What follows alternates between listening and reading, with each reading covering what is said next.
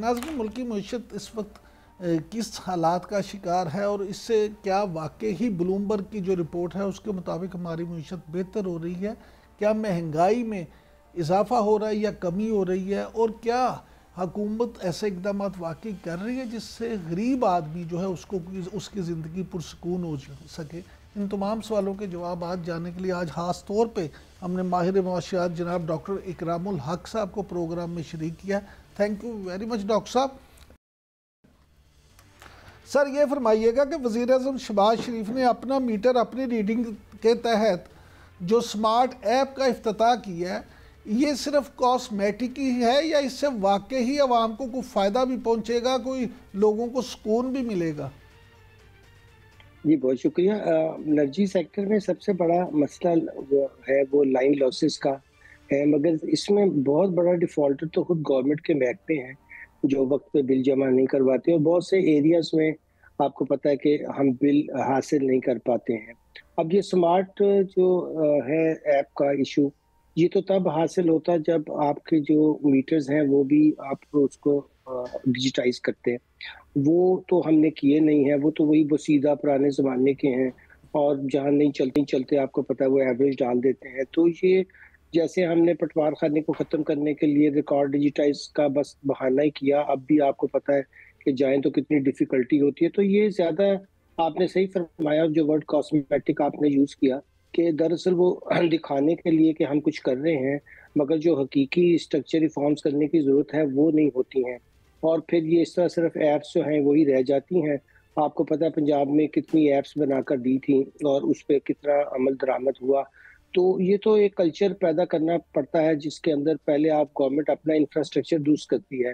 जब गवर्नमेंट अपना इंफ्रास्ट्रक्चर दुरुस्त करती है, साथ लोगों को भी ये सहूलतें फराहम करती है कि वो डिजिटाइज़ेशन की तरफ आएँ, वो अपना कल्चर बदलें।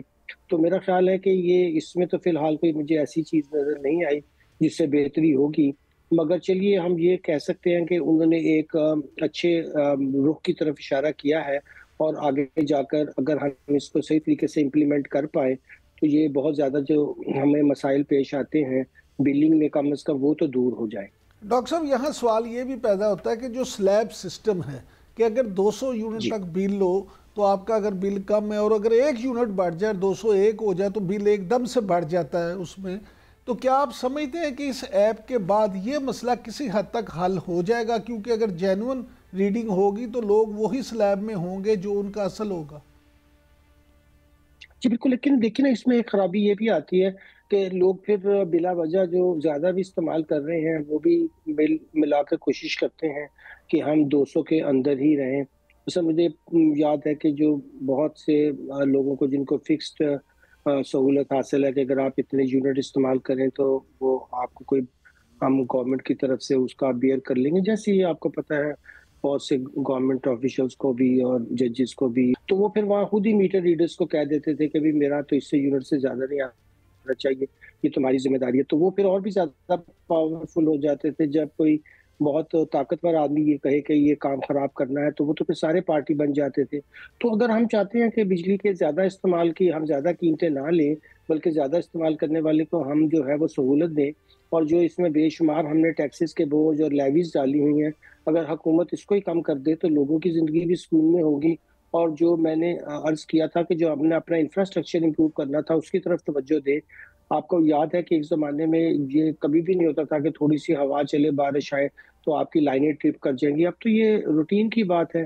तो लोगों को जो इसके में दुश्वारी पेश आती है, जो अब कोई सोलर लगाता है, कोई और बैकअप्स के सिस्टम अपने लिए क्रिएट करता है, वो इसलिए करता है कि वो हुकूमत की जो है कारकर्दगी से नाखुश है। और ये सारे डिस्कोज़ को अगर हम प्राइवेटाइज़ करें, क्यों क्या ज़रूरत है हुकूमत को बिजली बेचने की?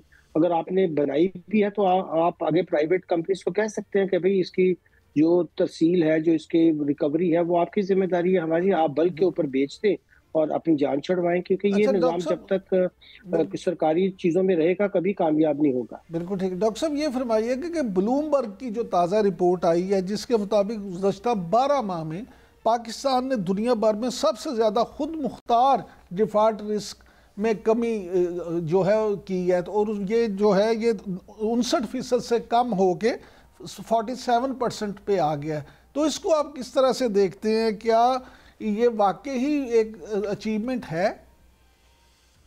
जी देखिए, डिफॉल्ट का जो खतरा था वो इसी तरह खत्म हुआ कि जब हम पहला मुल्क थे जो आईएमएफ के पास जाए, तो बजाय आईएमएफ हमारे लिए बाहर के कर्जे अरेंज करे, इसीलिए जाते हैं लोग के डिफॉल्ट ना हो। उन्होंने हमें कहा कि हम आपको प्रोग्राम तब देंगे पहले अगर आप ये 3-4 मुल्कों से अपना जो है वो लेकर आए, पेश की लेकर आए कि वो आपकी मदद करेंगे। अब वो 3-4 मुल्क हमेशा हमारी मदद करते हैं और अब भी यही हुआ कि अभी आपने देखा होगा कि 3.7 बिलियन का फ्रेश भी लोन चाइना ने हमें दे दिया, जो पिछले थे वो भी रोल ओवर कर दिए।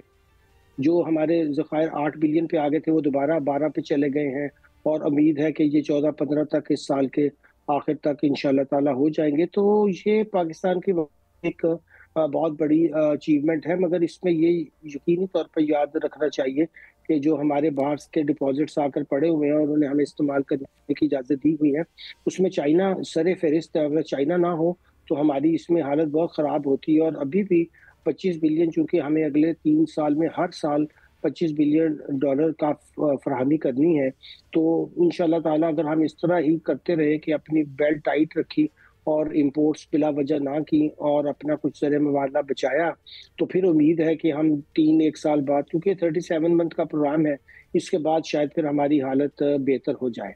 अच्छा डॉक्टर साहब, ये फरमाइएगा कि हुकूमत ने आईएमएफ का एक और मुतालबा मान लिया और गैस की कीमतों में भी 1 जुलाई से इजाफा कर दिया, तो क्या आप समझते हैं कि आम आदमी पे तो इसका बोझ पड़ेगा? इंडस्ट्री, ज़राअत और जब ये सब चीज़ें मुतासिर होगी तो कौमी मीशत नहीं मुतासिर होगी इससे? जी, ज़ाहिर है जो आपने शुरू में फरमाया था कि जो चीज़ों की कीमतें बढ़ती हैं पाकिस्तान में, उसकी एक बड़ी वजह ये होती है कि जो हम कॉस्ट पुश करते हैं, यानी कि हम कीमतों को बढ़ाते हैं टैक्सों से और चीज़ों से, जैसे ये अभी गैस की कीमत बढ़ा दी, तो उससे फिर बाकी चीज़ों पे उसका असर होता है। बाकी मुल्कों में वो इसलिए इंटरेस्ट रेट हाई कर रखते हैं कि वहाँ वो डिमांड की वजह से इन्फ्लेशन हो रही होती है, तो वो डिमांड को कम करते हैं। पाकिस्तान का तो ये मसला ही नहीं है। अब यहाँ इंटरेस्ट रेट अभी भी हमने डबल डिजिट रखा हुआ है। इन्फ्लेशन का हम कह रहे हैं कि वो 1-2% रह गई है। तो ये दोनों बातें तो फिर एक दूसरे से मुताबिकत नहीं रखती हैं। आपने दुरुस्त फरमाया, जब ये गैस की कीमत बढ़ेगी तो हर चीज़ में जिसमें इसको बतौर इनपुट इस्तेमाल होता है वो भी, उसकी कीमतें भी बढ़ जाएँगी और इसका सबसे नुकसान तो आखिर में सार्फिन को ही होगा, क्योंकि जहाँ-जहाँ भी कीमतें बढ़ेगी वो तो हम पे ही पास ऑन करेंगे। बिल्कुल ठीक। और यही वजह है कि हमने देखा पेट्रोल पे भी, जब ये अभी ₹2.5 जो है वो क्लाइमेट सरचार्ज लगेगा, फिर उसके अलावा पेट्रोलियम लेवी भी बढ़ा रहे हैं, तो वो कीमतें बढ़ती जाएँगी। तो थोड़ा बहुत जो लोगों की सैलरी में इज़ाफ़ा हुआ है वो भी अच्छा डॉक्टर साहब, किसी काम का नहीं रहेगा। तो हुकूमत को ये भी चाहिए कि ये जो अपने टैक्सों का निज़ाम है इसको तो कम से कम दुरुस्त करे, डॉक्टर साहब ताकि मैं ये इस इतनी ज़्यादा, या अभी आप डॉक्टर गैस साहब में भी टैक्सों का हाल डॉक्टर देख। साहब मैं इस तरफ ही आ रहा था कि टैक्स निज़ाम में 663 अरब रुपए से जायद का जो ब्लैक होल पाया जाता है, क्या इसे तो एफबीआर की कारकर्दगी पे वैसे ही सवालिया निशान करार दे रही है? और इसके अलावा फिर इस ऐसे में आप ये देखें कि एफबीआर को गिरफ्तारियों की भी इजाज़त दे दी है, तो आप ये सारे मामलात को किस तरह से देखते हैं? ये देखिए, ये तो अभी जिसे कहते हैं आइस ऑफ, ये तो टिप है, ये बहुत उन्होंने आपने लिखा भी है कि ये सैंपलिंग से हमने देखा है और ये यहाँ तक आया है। अगर भरपूर तरीके से देखा जाए तो हमें सबको पता है कि एफबीआर की कारकर्दगी इतनी खराब हो चुकी है कि वो बहुत ही इस वक्त काबिल रहम हालत है, क्योंकि टैक्सेस ज़्यादा से ज़्यादा लगाए चले जा रहे हैं और पावर्स भी ज़्यादा से ज़्यादा लेते चले जा रहे हैं, मगर उसके नतीजे में जो उनकी कारकर्दगी है वो बदतर होती जा रही है। अब ट्रिलियन से ज़्यादा का हदफ का शॉर्टफॉल है, मगर फिर भी उन्होंने और पावर्स हासिल कर ली हैं। किस लिए, पूछना चाहिए कि भई पावर्स तो तभी आपको देते जब आप कोई बहुत अच्छी कारकर्दगी कर रहे हो, फिर मज़ीद अच्छी कारकर्दगी करने के लिए आपको पावर्स चाहिए होती। पावर्स तभी दी जाती है कि उसका कोई फिर फ़ायदा भी हो, मगर फ़ायदा तो कोई नहीं होगा, वो तो जेबों में पैसा चला जाएगा।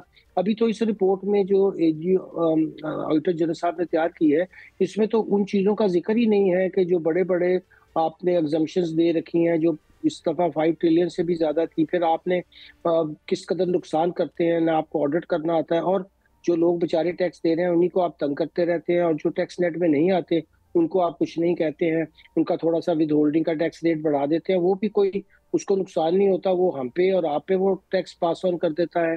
तो मेरा ख़्याल है कि बहुत संजीदा कोशिश करनी चाहिए कि एफबीआर जब तक इस हालत में रहेगा, जैसे थाना कल्चर है वो फिर कभी भी हम जितना भी पैसा उस पे लगाएँगे वो बेकार ही जाएगा।